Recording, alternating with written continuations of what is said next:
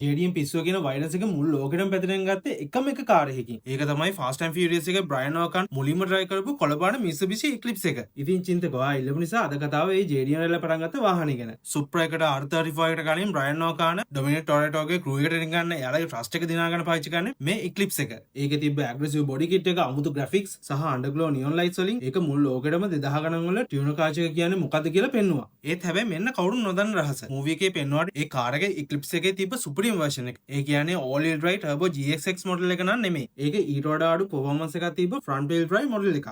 ඉතින් ඒක තමයි Hollywood magic එක. එයාලා සාමාන්‍ය කාර් එකක් superstar කෙනෙක් වගේ පේන්න හැදුවා. හැබැයි ඇත්ත ලෝකේ Eclipse GXX එක JDM ලෝකේ legend එකක්.